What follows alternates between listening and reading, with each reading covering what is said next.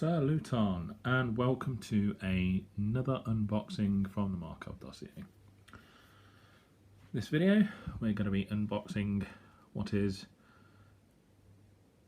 a very rare model these days. It's the Umber King Scarab for the Watchers faction. In case you haven't listened to the podcast before, it is the model that essentially drew me into Wild West Exodus. I saw it at UK Games Expo on a board with some Union. It was up against the Rolling Thunder, which is another model which is now very rare to see, unfortunately, because it's a beautiful model, and so is this. And it's one of those big models that just draws the eye instantly. I went and saw it and looked at the rest of the models, and I was just like, yes, this game is definitely for me. So, but they are very rare. They were produced by Outlaw Miniatures. They're not produced by War Cradle, which is why they're so rare. You can't get hold of them anymore, especially in the UK and the US. There was a few more of them, I believe, so they're a little bit easier to get hold of over there. But I managed to pick this up for a good price. And there is one in the works at War Cradle. There's no specified release date for it. It's just a coming soon. I imagine sooner rather than later now, but you never know. So I couldn't resist, so I picked one up and I thought I'd do an unboxing for it because they are rare to see and they are quite a large model, so it's always interesting to have a look. So let's crack it open and have a look.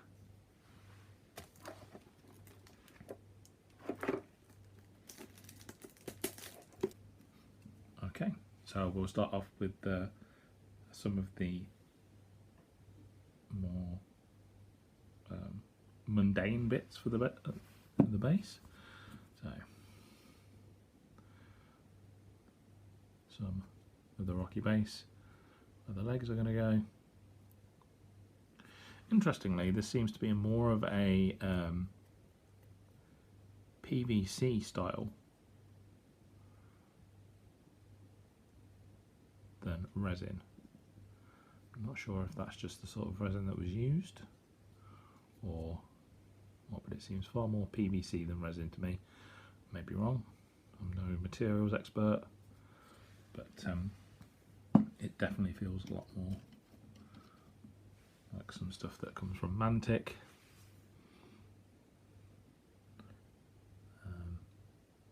That's one of the other ones.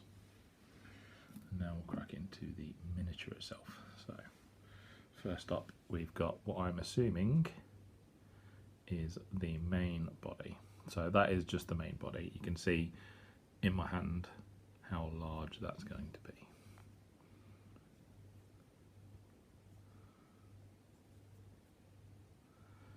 I'm not quite sure how I'm going to paint it up when it's complete. I've got some ideas, but I'm not quite sure how well it's going to look. Some legs, or possibly forearms.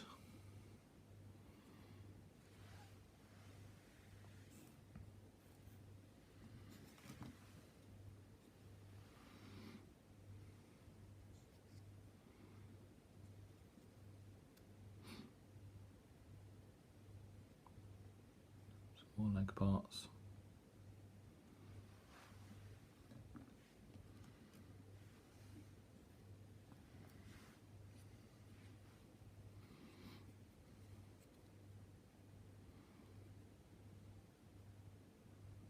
Arm parts, I believe.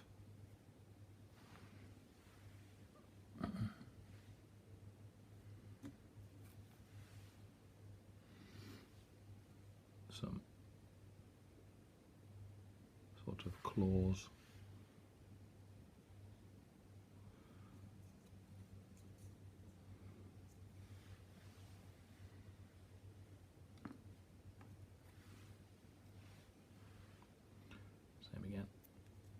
claws.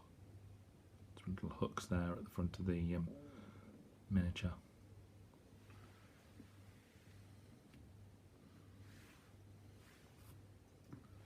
Then we have a large tail.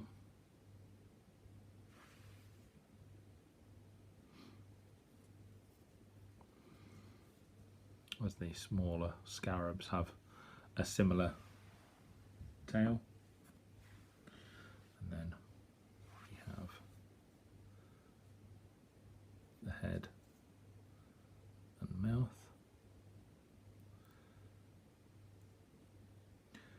A little bit predator. And lastly we have the sort of chitinous armour that goes over the head and the body. And then lastly it's an XL base, so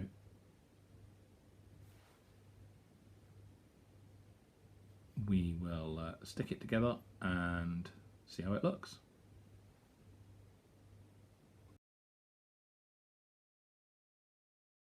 And ready to go. Now usually I would show off the miniature and sort of give you a rundown of how it's to build and a look over the miniature first, but in this instance I think I'm going to flip it around and do the size comparison first, just so you can get a sense of the scale of the Umber King. So as always I've got the Wraith. He's a nice standard human miniature for Wild West Exodus, and I'm just going to bring in the biggest non-vehicle characters that I have for each of the factions that I currently collect. So next up would be a Makara, who is a Corcoroli, ever slightly bigger than a human, sort of centaur size, but also a Corcoroli, so just that little bit bigger than your average human being. The biggest model until now for the Watchers faction that I own is the legendary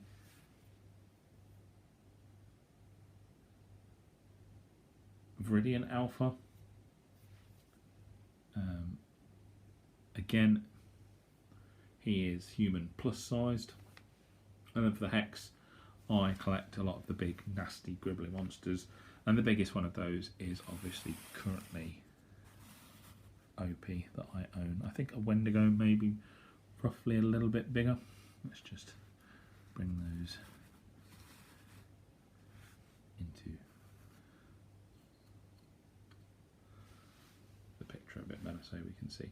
So as you can see, that is the scale we are currently working with.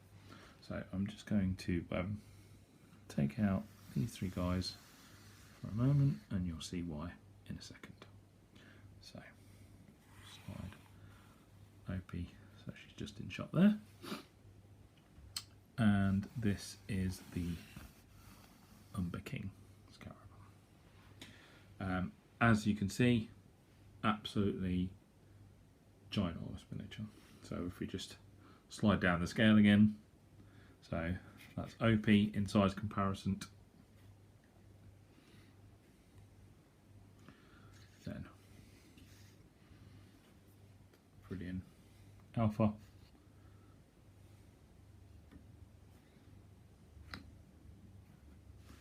Makara,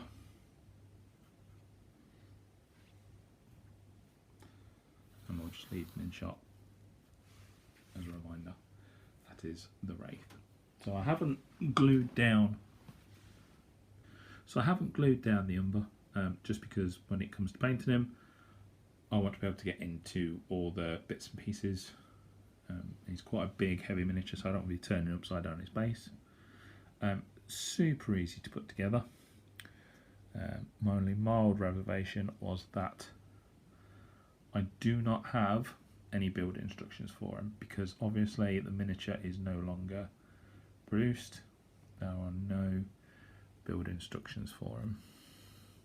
Let's try and... There are a few gaps, but they are very easily covered up. There were some quite thick joins to the sprue parts of the bits that need filing a little bit and taken care of, but again, shouldn't be too much of an issue. Yeah, it was super easy to put together. Goes nicely on its base as well. Absolutely huge model. I'm very, very impressed.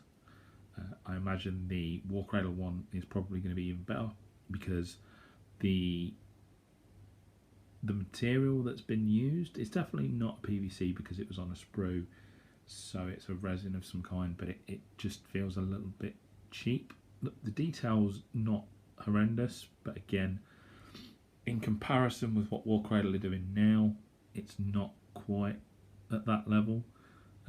It's not bad by any means. It's better than like fine cast and things like that, and some of TT combat stuff. But generally, on the whole, it's pretty good. I definitely probably will, even though it's ginormous.